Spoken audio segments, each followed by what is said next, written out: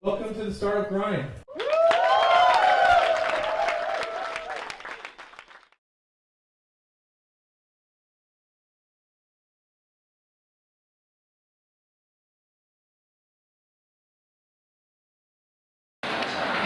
大家欢迎你们，我们马上开始。这是我看到很多第一次过来的新朋友，欢迎你。我叫阿德，我是一个班主任和 Carl 和Rupesh， 我们很喜欢看那么多新朋友过来参加我们的活动，因为我们这里想要把所有广州的创业人放在一起。如果我们放在一起，我们可以开始做新动作。如果你在你的办公室自己做你的创业，或者自己想你的想法，可能不能成功。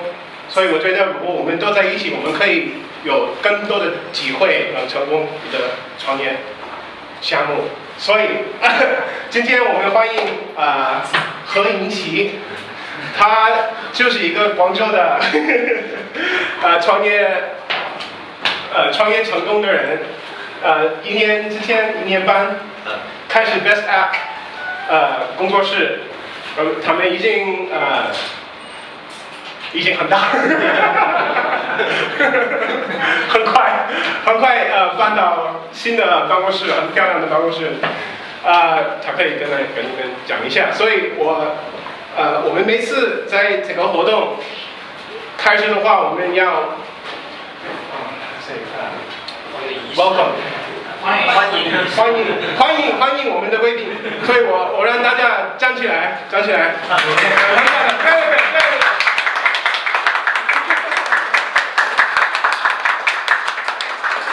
以我们现在让Chance 开始那个路边访谈，好。谢谢啊。开始欢迎你。作为我们这个 Startup Grind 广州的一个惯例，我们在路边访谈的第一个环节，一般就是做一个自我介绍。然后您能不能简单介绍一下您自己？大家好，很高兴参加这个活动。然后我叫何一奇，然后英文名叫 Anson Paul， 然后我是 Best App 的工作室的 CEO， 然后也是谷歌开发者社区广州的负责人，然后很高兴认识这么多朋友。对，我是广州人，广州人。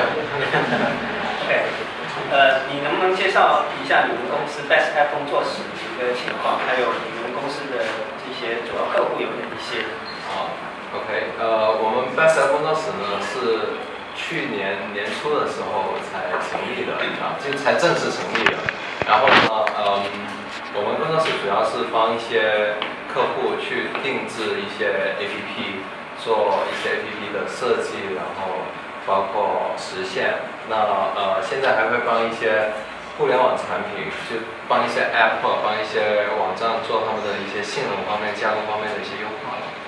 对，然后我们主要的客户是像电信啦，然后中国电信啦，然后如家酒店啦，然后保洁啦，电锯，对，然后还有一些互联网上面的一些。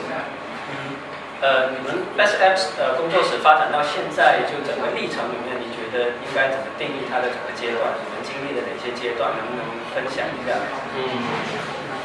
其实去年一整年里面的话，我觉得我们都是在非常努力的去工作，然后会很努力的去先打造好我们的一个现金的基础。对，我们做了很多的项目，然后今天我们团队里面的一些同事也过来了，对。然后我们在去年就做一些项目。那在去年的下半年开始的话呢，我们会做一些自己的一些技术方面的一些储备，就是说为我们自己的产品做一些基础的打造。那到今年的话，我们会有部分的产品会出来，也就是说我的整个 Best App 的发展历程是先从项目去做起来，来获得一些收入，然后我们解决了现金流方面的问题之后的话，那我们会开始去积累我们的技术，然后我们等待一个合适的时机去做我们自己的产品。对，这个会跟现在互联网方面的一些产品历程会有点不一样。现在很多时候就是我把我们团队，然后去找风投，然后找2、3个月的风投，然后拿了一笔钱，然后就开始做。对，那我觉得这样的历程给我们带来非常好的一个体验是，我们的团队在做项目的时候，其实得到了很好的锻炼，虽然过程很艰苦，但是这种锻炼很好，而且能够去接触不同的资源。对，和广州地区的其他的做移动应用的同行相比 ，Best App 你觉得有哪些特色？我们广州的同行其实都挺厉害的，对，他们都非常有特色，而且广州的同行开发都很快，对我们的开发也还 OK。对，那其实我们如果真的是要去想不一样的地方的话，是首先我们很注重产品的设计，就是说很多时候客户去提出一个想法或者需求的时候呢，我们会有我们专职的产品经理去介入，去帮客户一起去设计这个产品。对，然后的话我们有自己的设计师团队，然后我们会从原型、UI、交互这一块一直去跟踪，然后在之后的我们的开发团队，那还有一点，其实我觉得挺不一样的是，其实最大不一样是我们有一个小的测试团队，帮客户去做他系统的测试和我们做好这个 app 之后的一个测试。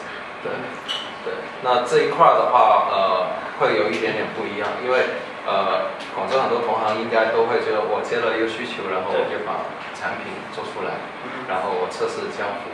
那我们有一个更早的前期的介入。对。为什么认为测试在这个整个软件产品的整个从开发到交付中，为什么那么重要？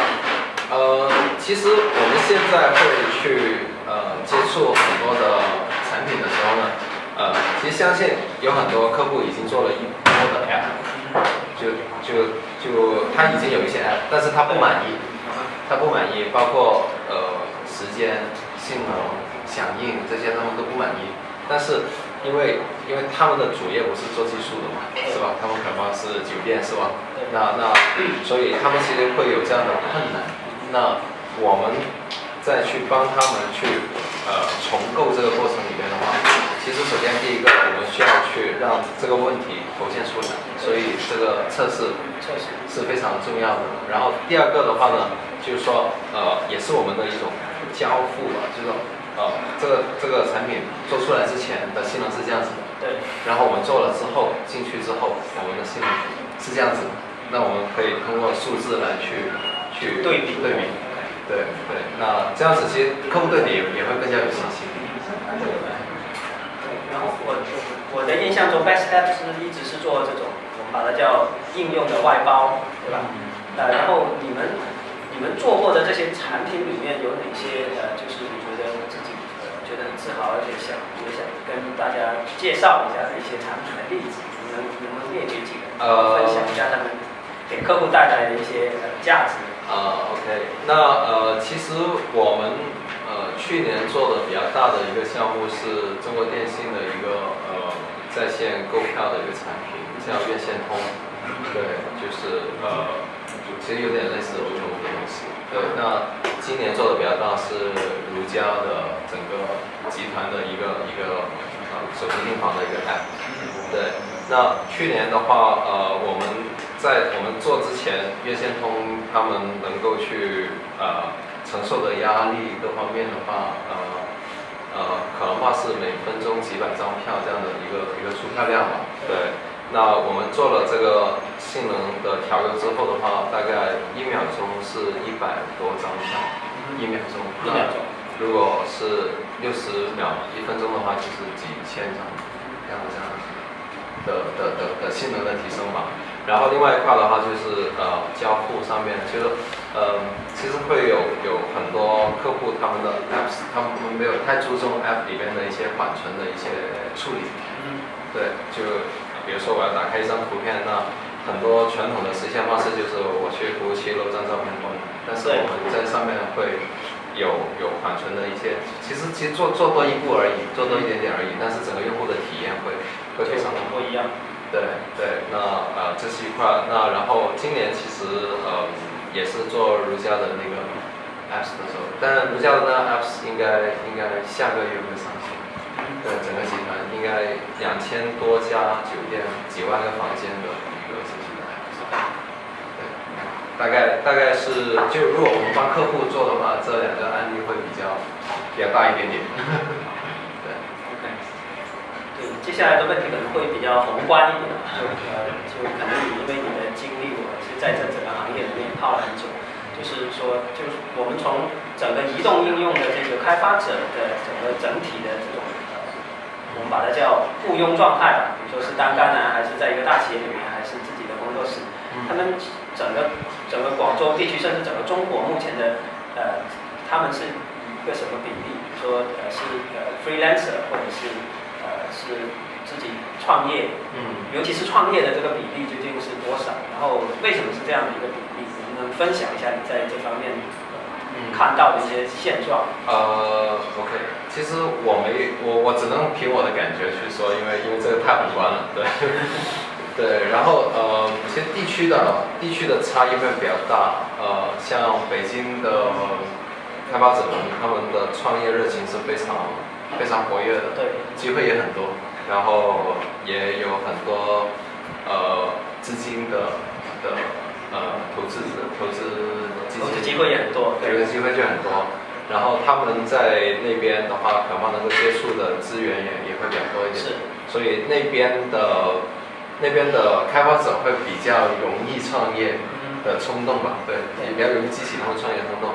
那在南方或者说在广州这边的话，其实相对来说这一块的机会会少一点，对，然后所以反而在这边的话，我自己接触到的可能会做项目的，或者说你说做外包的，对，会多一点点。OK。对，然后加上这边其实离香港比较近嘛，就离对，然后也比较容易接触到一些海外的一些客户，对。我留意到你们就是在你们的官方的那个网站，你们已经开始做自己的一些很独特的产品，尤其是online to offline 的，甚至包括智能硬件这一块的产品。然后尤其是你这个 Google Glass X 的产品，就你能不能介绍一下为什么你们公司会选择这个方向？首先这个是会跟我们公司的文化非常贴近的，所以我们是特别喜欢玩的一群人，特别喜欢玩。对，然后的话呢，做 app 或者说，其实大家都会知道，我们帮客户做产品的时候会遇到很多困难，有些时候也是有一些委屈的嘛，是吧？对，但是就是说，我们其实会希望我们做出一些好玩的东西，然后能够去改变一下。那我刚刚说了，去年的下半年我们开始做一些技术的积累，然后呢，今年我们会在一些像智能设备方面的话，比较底层的一种技术上面，我们会做一些产品在里面。对，然后至于为什么我会选择 Glass 呢？因为其实大家都会去理解到，就是说最近穿戴式设备是吧？穿戴设备这一个概念已经非常火热了。对，但是我自己个人去理解的话呢，穿戴设备只有2个会真的是具有里程碑式的东西，一个是手表，对，然后一个是眼镜。对，就是现在有很多手环啊这种东西，其实最终就会去到手表，因为你不可能一只手会带很多东西，对，是吧？所以其实最终会去到手表。那 Glass 的话呢，的确是一个非常跳跃的产品。那我们现在的话是，我们希望能够 Glass 有机会进到中国的时候，能够在中国用起来。那我们比如说像中文啊，或我们可以把照片分享到新浪微博和微信啊，是吧？而不是 Facebook 啊，是吧？这些其实我们再去做，对。那也就是说，以后大家有机会把 Glass 带进来中国的时候，你们还可以很方便的去跟你的微博上面的好友去分享，或者微信上面的好友去分享。对，而大家都能看到。对。那我们现在是在做这一块的东西。对，然后在包括说语音那一块，我们也在去做一些尝试。就因为Glass 是只支持英文的，目前来说，对。那我们其实目前已经可以做到，就是说 OK Glass， 然后新浪微博，然后它就会打开新浪微博，然后你通过语音，但还是英文啊，对，还是英文，但是就可以把这条文字信息 post 到微博上面。对，那我们一步步再去努力。对。哇，这个很让人这个兴奋，因为我觉得很多技术产品，它的确它要真正进入中国市场，它必须得有一个公司或者有一群人去为它的本地化做很多努力。非常期待这个你们的这个Glass X 的产品的这个发布。然后我在我之前因为我觉得可能这也是一个为什么你们是能够做这一类产品，就是说我在之前很多活动里面也碰到过 Best App 的工程师，觉得他们都是很有那种极客精神的那个人。然后你觉得这种极客精神在你们公司的文化里面是一个什么样的一个位置？然后为什么你们会是这样的一个文化？其实我一直都会很以我们 Best App的成员为自豪的，对，因为他们比我厉害很多，对，一直以来，对，所有的场合，对，因为他们有那么棒，所以我才有机会坐在这里跟大家去聊天，对，然后极客精神其实的确是首先是我个人的一种追求，对，然后我会把这种个人的追求带到 Best App 里面，对，因为我希望是说。大家做一些东西是出来是的确是可以，不要所有东西都往前去看，对，就不要把所有的 focus 都在 money 上面，对，而是说你应该做出一点东西出来，能够去让你自己获得满足。对，那我们其实最极客的一个产品，就是那个 PM25的一个产品。对，我看过那个网站，那很实用。对，那个网站目前已经是中国最大的空气质量分发平台。对，大概每天大概400-500万的数据分发出去。那我们完全是非常公益的去做这个事情。这就是我们的一种文化，就是说我可能怕做很微不足道的一个小的产品，但是我可以给人带来一些快乐或者带来一些价值。对，那其实我们当时做那个产品的时候是非常偶然的，因为我们自己很喜欢跑步，然后但是我们发现现在所有的跑步软件，就当时所有的跑步软件上面都没有空气质量这一个数值。然后有天气，但是没有空气质量数值，然后我们就去看为什么，对，然后就发现，其实市面上会有很多个空气污染的 apps， 但是他们都会自己去采集数据，但是他们没有把这个数据放出来，所以其实没有办法让这种数据的价值流动起来。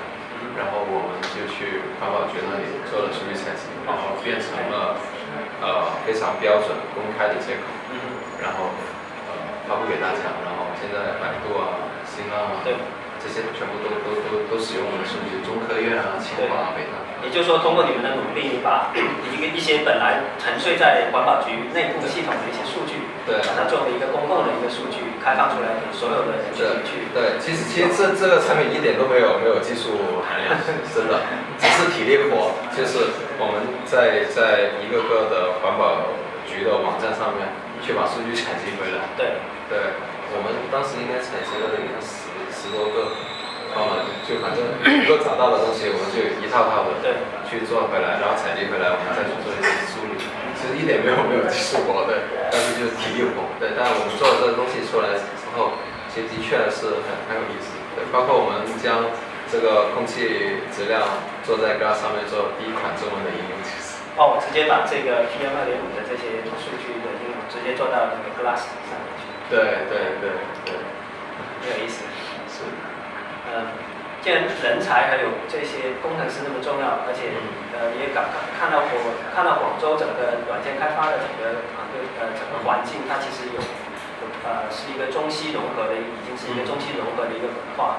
然后在你的整个观察里面对比这些西方尤其是美国和中国的这些工程师，他们在自己的事业的一些发展的一些条件啊，还有自己对未来的一些看法之间有区别，就说这些中外的这些软件人才的区别在哪里？然后这些区别怎么影响你去定位你们公司哪些可以做，哪些做不了？其实我觉得比如说像中国和美国的工程师的话，其实我觉得水准的差距并不大，甚至于我觉得应该是差不多。对，然后可能怕真的是说把一群工程师放在一起，或者把一群工程师放在一个产品上面的时候，这种跑起来的差距就会比较明显。我觉得前提是在于可能怕中国的工程师会有太多的负担是包括想法上面的东西。就我做一个产品，我什么时候能够买到房子？对，那他会有很多这样的一种想法。那可能美国的工程师相对比较纯粹一点，对，因为就租房子嘛，对吧？他们不喜欢买房子的，对不对？对，那其实这一点是比较大的差距了，对，所以正因为有了不同的压力的话呢，可能怕就是说产品在做出来的时候会比较着急一点，中国的工程师可能怕就比如说你的用户规模还没有培养起来的话，你就会想怎么去变现。是。对，那美国的话呢？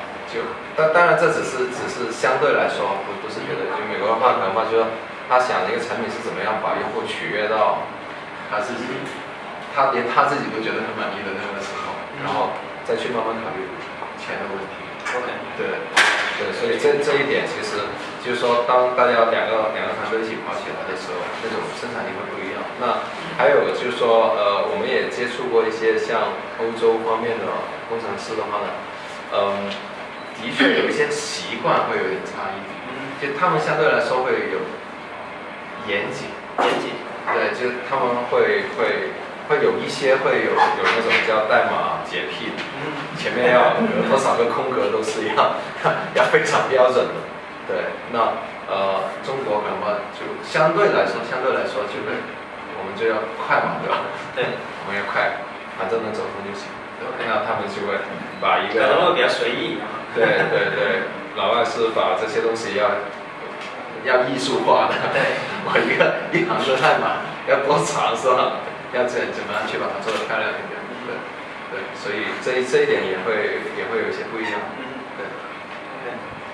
说到这种中外差异，我还想问你一个我很好奇，Best App 目前有海外的那个客户吗？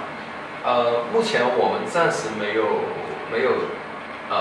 应该是我们有做一个产品跟海外有点关系，但是我们的客户其实是香港人，就是他接了一个海外的 brand 的一个项目回来，然后我们去实现。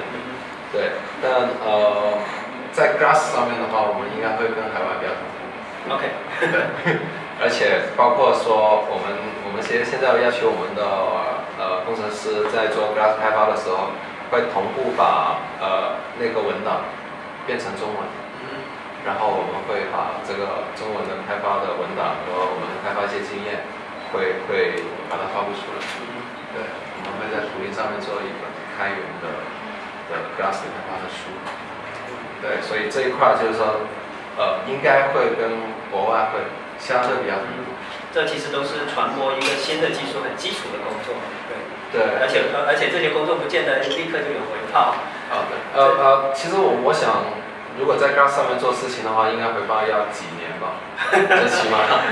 对，因为但是就是说，首先在技术上面，或者说我们在现在做这个事情上面的话，我们应该让中国的工程师和外国的工程师其实在 Glass 上面或者穿戴式设备上面不会差距太大。对，因为其实包括在Glass 里面会有个论坛，就一个内部的论坛，那我们都会提交很多的建议过去。对，我们算是相对活跃的一群，除了美国，我们就比较活跃了。对，是，所以对比到其他国家的话呢，就是其实我也很好奇你下面这个问题你的看法，就是说，你觉得我们广州的这个软件行业，包括软件工程师，它对比在做产品还有未来的这种产业发展的机会方面来看，对比其他国家，包括美国、硅谷，我们有什么优势？我们为什么会有这个优势？广州的话，我觉得比较好的一点是大家的氛围会比较务实。对，就是喜欢一起比较低调的去做点事情，是吧？那这种氛围，其实我觉得是我自己很 enjoy 的这种东西。然后你说跟硅谷的对比的话，首先我还是绕不开那个话题，就是说当去到穿戴，首先技术，我们广州的工程师的技术和硅谷工程师的技术也不会有太大的差距，非常接近。然后第二个的话呢，其实去到穿戴式设备的那个领域里边的话，因为广州非常接近深圳，对，非常接近东莞，是吧？我们最强大的电子开发的位置，所以其实在这一块上面的话，的确，我觉得会有一些优势。我们的一些想法可以很方便坐1个小时火车去到华强北，然后对，我们把我们的 idea， 把我们的东西去实现出来。然后这些东西其实说在外观设计上面的话，我们设计的更好看一点的话，我完全可以放在 K-Star 上面。对，跟国外其实是同步的，没有一点点区别。对，那这块是我们的优势。对，那其实对比如果像北京、上海的话，他们没有那么方便的电子技术的话，对，所以这是我们的优势，对。然后说回到我们的刚才说的这种产业的供应链的优势，然后我们再看看在未来，在整个全球的这种移动互联网的应用这个方向上，如果我们现场的都是想在这方面做一些产品事情的公司，你觉得你会给一些什么建议他们？因为你看我们有那么多优势，有那么好的地理的条件。我抛一些想法出来吧。对，其实像现在的话，移动互联网这一块的话，其实大家都知道，你随便一个 idea 在 App Store 上面应该可以找到15个以上的实现的，对吧？对，那其实第一个我自己会去看企业市场是我们可以去考虑的东西。对，包括我们最近会有一个交换机的厂商跟我们去聊，就是他们希望将他们的交换机的东西可以用 App 来管理。对，那其实这块市场，我相信在移动互联网圈里边，或者比如说我们36氪肯定不会报道，因为这是非常不热门的一个领域。对。但其实像这种交换机，所有的大的企业、酒店、银行、政府机构，他们都会用这样的设备。然后他们的什么电话本啊、通讯录啊、巴拉一堆的东西，其实都会基于在这个交换机上面做一套的东西。对，那如果能够把这个东西和 App 连接起来的话，我相信这个通讯录的价值应该也挺有价值了，对不对？那其实这是一点，就是企业市场，包括像我们其实之前会做过一个小 App， 是给那些销售人员出去外面去用，那他寻到门店有没有问题，然后拍个照，然后签个到或者提交一个问题。对。那这些也是一块有价值的东西。对。那这个是企业市场。另外一个的话呢，我觉得是更加垂直一点的领域，就比如说，其实我们广州不是有基于同性恋的社交的一个对，那其实这是非常非常有想象力和有生命力的东西。对，那我们甚至于想过是不是可以有一个应用给送水工人啊，是吧？扫街啊，环卫工人啊，这些其实只要你去敢想的话，我相信东西可以发掘出来。对，所以我相信这种垂直领域的话，只要你能够把这个垂直领域的位置占了的话，其实你活得会非常滋润。对，而且你不需要去太担心竞争对手的抄袭。对，所以我觉得在这一块的话，我自己会觉得往这一块去看。对啊，像我们的广州妈妈网啊，是吧？也是在中国的那个母婴市场，我们在里面会非常非常好。对，我觉得广州应该会更加踏实的去做这件事情。刚才谈的是这个移动互联网的这种方向性的一些分享，然后接下来其实如果是说，假设我是2-3个人的一个做开移动 App 的一个团队，而且我希望我也能够在依托一些硬件去把我的应用卖出去。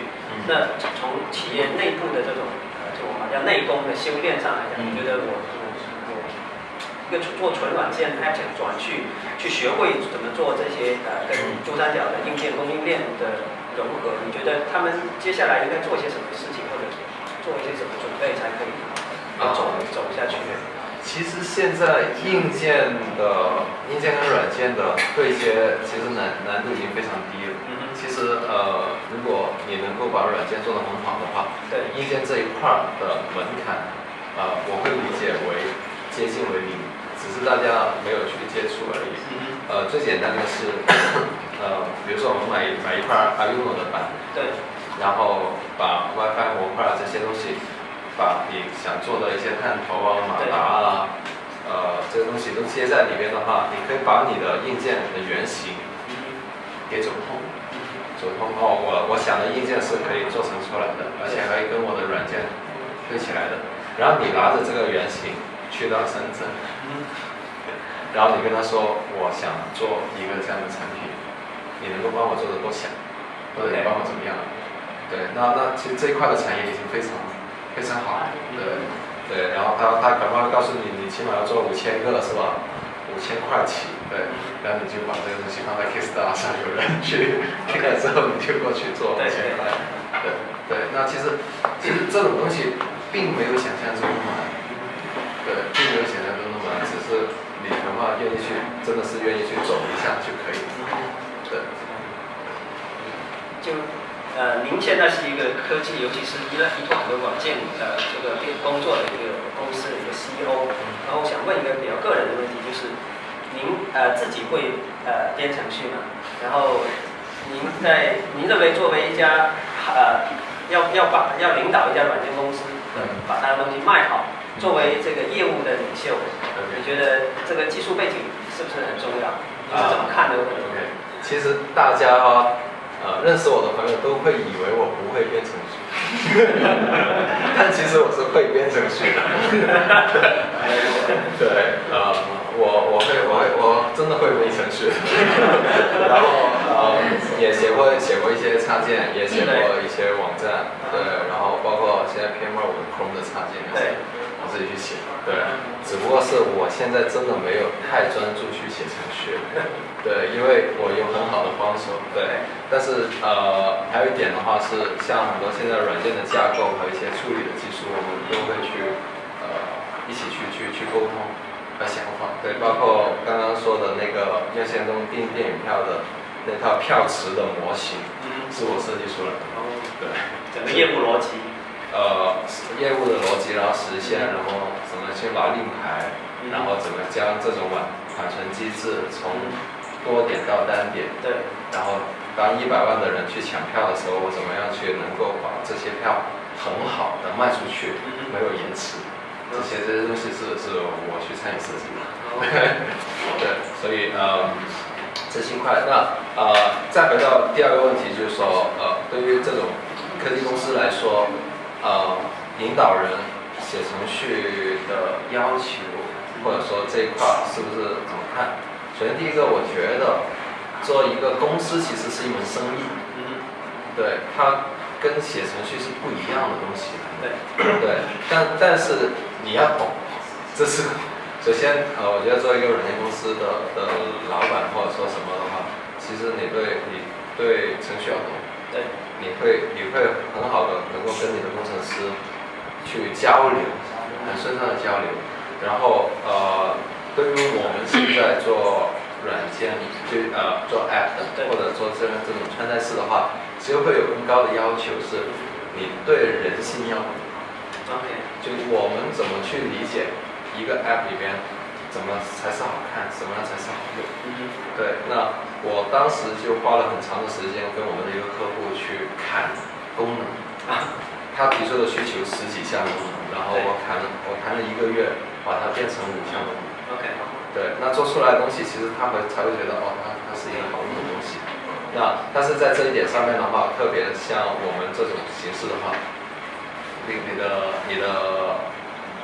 领导者必须要非常清晰。我相信下面的人，他没有办法去扭转客户的。对，我当时就是说，我当时跟客户说，你知道我对这个 app 的在意程度比你更加重要。对，所以我哪怕不收钱，我也要这样去做。对，那这一块，那另外一块的话呢，就是说，其实我觉得很注重的是怎么样去将这种理念或者这种精神，对于团队的这种想法，你要带给团队里面的人，这是你领导好一个公司的一个做法。因为我们公司创始的时候4个人，现在1年多30多个人，接近40人。对，那其实在这样的发展里面的话，我们只有3个人是离开的，一个是生小孩，然后2个是来了2天，觉得不习惯我们太松散了，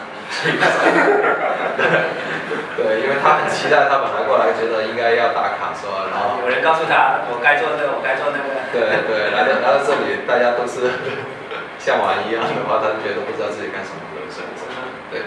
但是就只有这3个 case 之外，我们所有的人从一开始到后来进来的人都留着。我觉得在互联网企业里面的话，这是非常让我觉得自豪的一个事情。对。是说到整个团队的发展的人才，就说现在尤其是当我们现在这个社会，就是很多软件这个技术或者这种东西已经渗透到每一个我们生活的每一个层面。然后软件工程师的这种招聘其实是尤其是好的软件工程师很难招，大家都在抱怨，所有的企业都在抱怨。那在 SF 的公司在人才策略方面是怎么去想？然后你们有什么方法可以跟大家分享？其实的确像现在我们也同样遇到同样的困难，就是好的工程师的确很难找。然后的确是很稀缺，对。但是就是说，首先我们去怎么样去让我们的工程师很好的去工作，这是我想去说的。我从开始到现在，我每天去思考的问题是，我怎么样去培养一个接班人，就是我要让我们团队里面的人可以去接替我的位置。然后我要去怎么去扶持他？同样，我们的主管也会这样去想，对，他怎么样让他的团队里面的人能够培养一个主管出来？对，然后我希望培养一个 CEO 出来，然后他希望培养一个 director 出来，然后 director 下面的话，他希望能够找到实习生可以培养出来，就大家都是为别人再去思考，这是我们一直以来的这种做法。对，然后因为其实挺简单的，没有不培养一个 CEO 出来的话，我就没有办法去玩了，是吧？是的，他们也是一样。对，那他希望获得更加多的东西的时候，那他肯定希望能够自己的能力有所体现。对，那同时的话，其实我觉得我们目前在中国的这些招聘来说，特别像我们这种团队来说，其实的确会碰到很大的问题。优秀的人才，其实基本上，既然他是优秀的人才，他有可能会在比较好的公司里边，或者说做一些比较重要的位置，这是一定的。对。对。然后的话，你就是说你可能怕怎么样去打动他？大公司是吧？你看微信有很多好的工程师和产品经理，但是他们已经在做着很大的事情了。对。然后他还想从我们这里找人过去是吧？对。然后我们团队也不是说特别有名气是吧？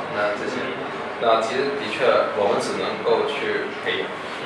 对，但大家其实都会知道，特别我相信这里有很多做软件的人也会知道，其实培养一个人是需要很长时间，特别是公司的投入是很大的。对。最痛苦的是你培养了1年多2年的时候，然后他就去了腾讯了是吧？或者说出来自己创业了，对，那其实但这是不可避免的，就我不能够说我抓住你我不给你走，那其实关键是我这里有什么办法能够让你可以发挥出你所长，对，这是我们现在能做的事情，而且要把它做好的事情。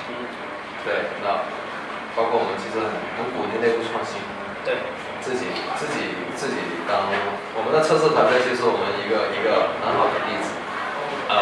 可能大家不太清楚我们测试团队是什么，测试团队的一个同事，他自己非常喜欢运维啊这些东西，是，然后我说 OK， 你可以我给一些名额你可以请人，你自己负责请人，工资东西你自己定。OK， 你会知道你这个东西你花了多少钱，然后我们做一个测试的话，我会核算一个成本多少钱，然后在这里边你怎么 perform， 你能够赚什么？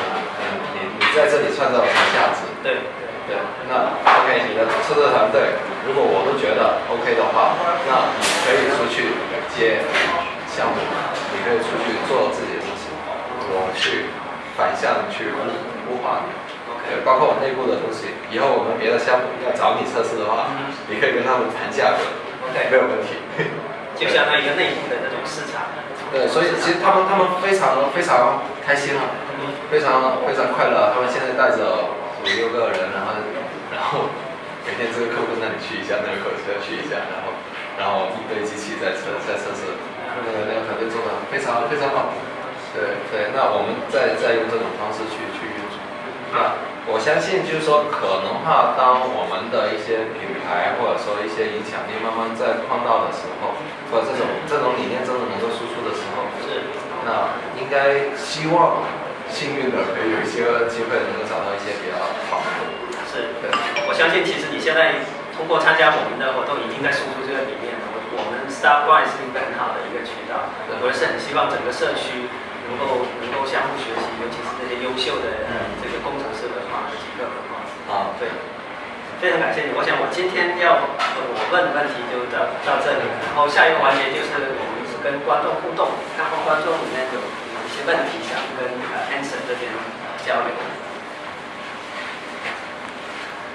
我想问一下，你怎么看待组织社区活动和公司之间的这个方式？组织社区的活动，因为我知道你好像是那个GDG的。对。然后这个活动跟你们公司的商业有什么关系？这个活动跟我们公司是肯定在商业上面是没有关系的，但是我会动用我们公司的资源去支持 GDG 的这个活动，包括像这些社区，像Google Lab 也是非常支持这些社区的活动。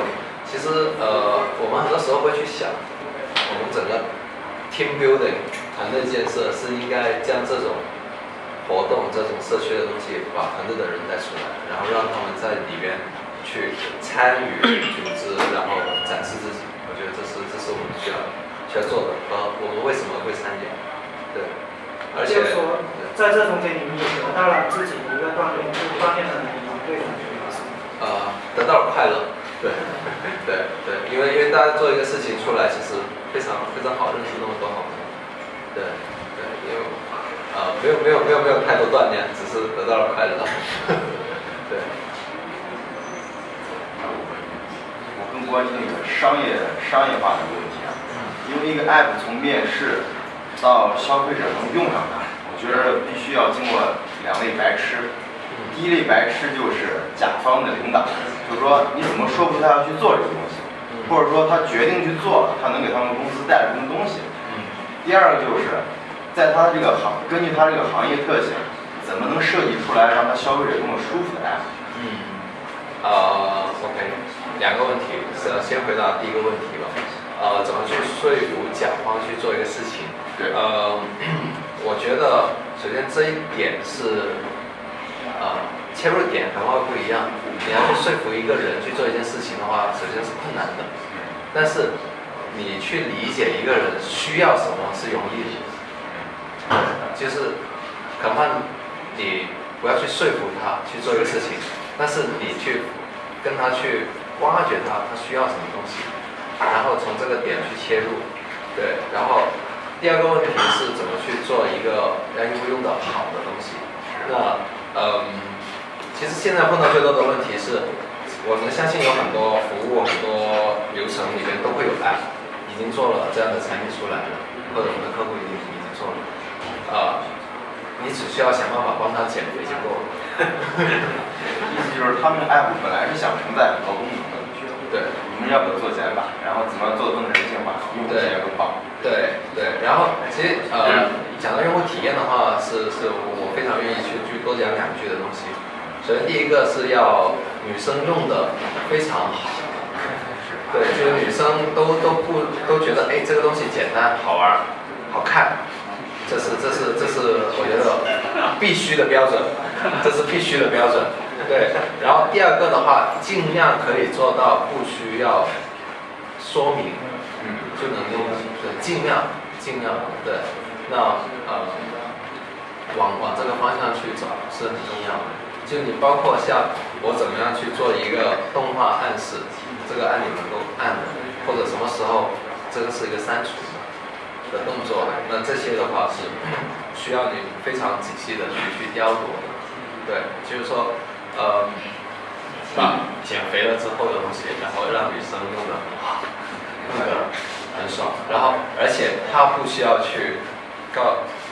专门去跟别人讲一大堆都能够用上的东西，那本身这个产品就我觉得已经是非常棒。对，那我们现在目前是按第一个方向。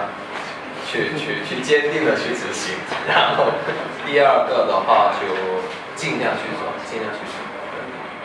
还有一个问题就是说，这个 app 做出来了，就是推广的问题，应该是甲方自己去搞这个问题，还是说你会给他一些特殊的建议，还是怎么样？目前来说，其实app 推广这个是非常深水的地方，对，所以我们尽量来说，在我们这种角色里面的话，尽量不会去碰，因为这种东西其实真的水非常的深。对，那但是就是说我们会知道有什么方法，有什么渠道，我会告诉你。你会不会帮他去做这个？不会，因为真的太深了。业界上。对，就是你要把这个产品。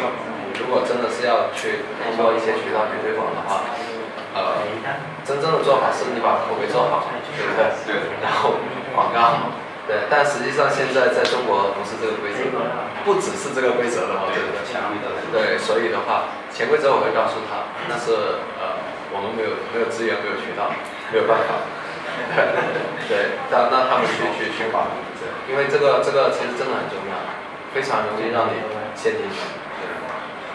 就还有一个方式，这个 app 如果给客户交付了之后上线了，然后后期的运维啊干嘛的，不一定会负责和帮他去做这些东西吧？交给他的会。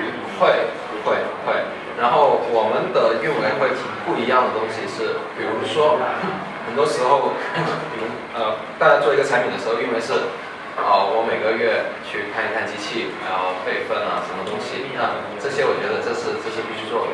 那像现在我们跟如家做的是，你每次有大型的推广活动之前的1个月，你告诉我去跟你的人一起评估你可能怕承受的压力，我会给你一个建议，给你压力测试各方面的东西。就比如说他做一个什么9块钱情人节抢房间的话，那肯定会有很多的压力过来。那这些东西是我们必须要去体检的，包括它的机房要不要做哪些位置的 CDM。他在北上广做了大量的投放的话，那这些位置的 CDM 这些东西，对，那我们会去做，我们会去帮客户先去想，而不是说当活动一出来的那天，一开机死了，然后打电话过来，但是不行，对不对？那这种问题是做法会不一样，但是客户会感受到你的温暖，这是很重要。还有一些，其实很多现在微信的公共账号也能承载起来很多一些功能。对，就是说，如果在和客户交流的时候，我们怎么更加凸显自己 app 的这个优势，或者说怎么跟微信的这些公共账号做一个区隔？因为它那个东西可能确实更稳定，而且受众更广，因为它推广的费用可能不用特别多，因为它既定的人群已经很广。就这方面，我们怎么会做一个区隔？首先，如果我面临这样的问题的话，我会建议客户用微信账号。对啊，因为这是事实来，首先这是事实的。如果说在这个功能上面的话，微信已经能够完全实现的话，我为什么不让他去做这个事情呢？对不对？然后另外一块的话就是说，在这个问题再去往深去延展的时候，微信能够承载的东西，或者它肯定会有一些东西是有限制的，那你这个时候的话，需不需要有一些东西去做补充？这是客户自己去考虑的，而不是我们去考虑。包括像支付是吧？然后有一些用户账号，对啊，最简单了，那些用户账号其实没有办法很好的去到你客户的手里，就是你的客户是在微信上面完成一些功能，但是他没有办法沉淀成为你客户你的客户。那这些东西的话，客户自己去想，其实一点都不担心，让他先装好微信公众账号，他一定会找你做一个爱。对，最担心他微信公众账号都没有客户的话，那你这个爱就没有意义了。Ash 你好，我看你今天说了很多关于 App 的问题，但我其实对你今天带着的东西更感兴趣。你刚才说那个，你觉得可穿戴设备2个问题啊？你觉得可穿戴设备有前景的只有2个，一个是手表，另外一个眼镜。我想问为什么？然后第2个问题是，你觉得 GAS 以后在中国的前景会怎么样？首先现在我们可穿戴设备的话，我们现在能够接触到的东西是吧？眼镜啊，然后手表啦，然后各种手环啦，各种各样的手环啦。然后到夸张一点的袜子啦，是吧？鞋啦，对不对？那首先第一个呢，首先我们用排除法嘛，袜子这就不用考虑了，对不对？对，然后鞋的话是没有办法做显示的，那鞋的传感最终也是需要手机或者手表或者眼镜，对 ，OK。那而且鞋只能。其实我觉得鞋应该作为一个发电装置，你知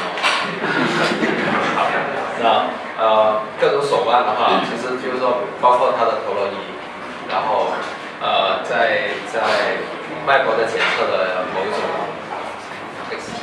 那各种各样的 sensor， 其实我觉得它真的是有机会会集中在手表里面。对，所以你想手上面戴的东西有没有办法集中到一个位置？那就是什么？如果苹果出手表的话，它一定会有起码6轴的体感，它一定会有手势识别啊。如果它没有的话，那我觉得 Tim Cook 肯定有问题了，对吧？对，那其实这块就是我自己去看，但是手表其实很小，其实手表很小，而且大家有没有想过一个问题是，我怎么激活手表？这是另外一个问题。OK Watch。对，那OK Watch 可以，但是你还要 OK Watch， 对吧？这是比较少的一个事情嘛，对不对？那然后手表拍照是吧？可以拍照，对。那我觉得手表其实应该是一种跟你体内的一个运算的东西，身体的一个穿戴的一个运算东西。它其实跟手机会有点重叠。对，就是说，如果我只有手机和手表的话，我可以将手机小部分的信息，极小部分的信息吹到手表就够了。那如果我有 Glass 的话，我就可以将我的通讯的功能我放在手表，然后我不用带手机，因为我有一个更大的屏幕在这里。对，所以我自己会理解，就是说，如果说穿戴设备真的有可能取代一部分手机的市场份额的话，那一定是手表和眼镜很好的一个结合。对，那还有别的穿戴设备吗？应该都讲完了。因为我有个提问是，最近好像我知道在广州好像在深圳有一家出了意念控制仪，它应该是属于穿戴设备一种吧？意念控制仪的话，我们也有研究过。对，其实意念控制就是脑电波各种模型嘛，但是它需要学习，而且就我不知道它以后会不会有意念控制的成分呢？就按照它发展，因为只是第一代嘛，说不定到第二、第三代就会有了。你猜呢？你的答案跟我的答案都是一样的，大家都是在瞎猜。但是我们肯定希望它有。我的意思是说，如果说意念已经解决了这个视觉的问题的话，事实上它显示只是一个是可有可无的东西。意念解决。你可以用脑电波来交换嘛，因为你的整个信息可以自己交换。我记得它是用个什么东西塞到耳朵里头，可以进行一个。我们工作室也有一个简单的意念控制仪，它就是通过那个脑电波来转化成为某一种 action， 然后比如控制一盏电灯啊，或者控制发一条微信啊之类的都可以。对，但是目前来说反向的，其实通过外围的东西，然后再去让你的脑电波去感受东西的话，我们目前还没有机会接触到。对，但我觉得那个会有点远，但是挺好的，因为我觉得像 Glass 啊这些东西，其实给我们带来的就是想象，这是很重要的事情。对，只要就大家其实应该可以敢想。那我们跟美国的差距跟硅谷的差距就并不远。对，其实，在硅谷那边会有一个叫颠覆性的创新。对，就手表应该不是在手上的，是吧？或者说手表应该没有指针的，电脑不应该有键盘的之类的，有非常多不同的想象。汽车不应该是人开的，或者说那种投射式键盘现在也不是已经是。对，我提交了一个建议给 Glass 团队，就是说这样手写识别，去 Glass 看着手，然后在上面去写。对，因为在 Glass 上面很难输入嘛，没有键盘。对，那他看了，然后他可以识别，然后在这里去写，然后他能识别。对，反正提交了。只要在里头投射一个虚拟键盘就够了，他就按照这个位置去点就行了。写会更加方便，因为更加人性嘛。但是你看不到自己写的什么东西。没问题，我相信你一定知道的。刚才那个近视的时候，我看不到里面。干细它手机。它会有镜片。了解了。对，其实刚这里是一个夹子，然后它可以配一些镜片，然后这镜片是可以根据你的度数去自己去配。这样。安晨，我想问一下您，就是您在那个 Windows 微软的那个 Connect 上面有没有开发一些 apps？就是这方面的，你们公司有没有这方面的一些想法？Connect，因为它也是一个相当于虚拟现实的东西。是的，我们在也是比较火。Connect 上面的话，暂时没有开发东西，但是我的飞行器有可能会将 Connect 放进去。对，然后你猜一下，我装Connect在一个飞行器上面是干什么？是那种4轴的吗？6轴的。对，我装的Connect的话，它可以对地做3D 扫描，飞行过去之后，那个地形就会扫描出来。对，那我们会尝试做这个东西。现在 Connect 是在游戏，还有就是扫描方面，还有医学方面都有广泛的应用。对。所以 apps 也可以在 Connect 上应该有一些应用。对，所以我们现在在这样用，把它调转回来用，就不是让它扫描人的行为，而是让它扫描地下的位置。哎，长，我还有个问题，就是说以你在这一行 APP 这行这么久，你觉得作为一个 APP 的产品经理，应该要有什么样的素质？或者说，这种产品是针对一种主要说就是女性的产品，如果这个产品是女性，或者说有没有性别之分，怎样子？有什么背景对它设计这款产品比较好？首先第一个产品经理，我觉得需要有一种技能，是一个人的理解，对人的理解。那如果你做女性的产品的话，你要对女性有更深的理解。这是需要的，但这个问题有点复杂。这问题有点复杂，对。然后简单，其实真的是你真正能够做到简单其实是一个很困难的东西，特别是你做产品经理的时候，你得要有这样的一种勇气和决心，把产品做得简单。对。如果它的产品是面向大部分是女性受众的话，那这个产品经理是不是应该也是有一些背景比较好？做过什么？其实你对，是，因为现在很多产品都是说做什么产品都要先了解女性嘛，无论做男性产品还是做女性产品。是的，对，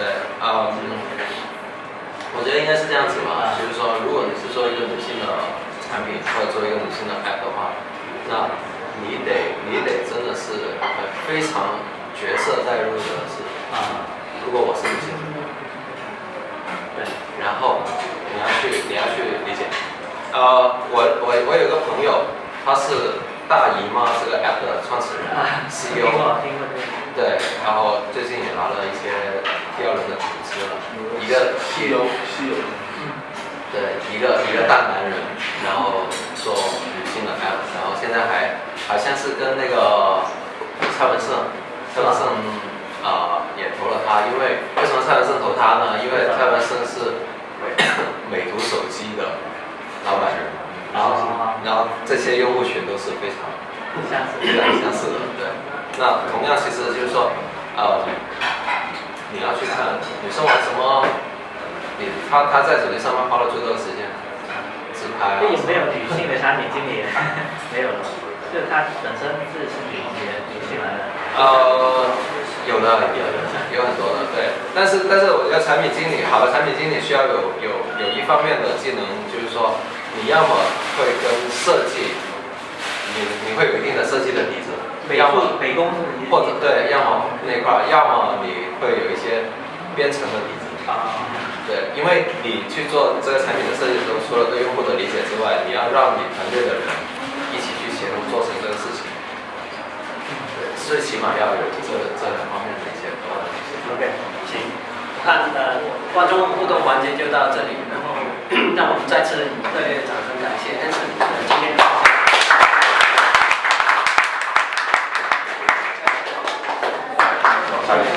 哇，纪念。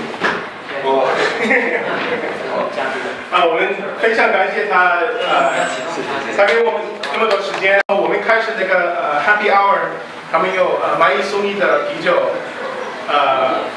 所以你们可以留一下，自己互相交流、互相介绍，还有几条 glass， 可以玩一下 glass， 可以玩一下 glass， 然后跟我们讲一下吧。好，谢谢你们。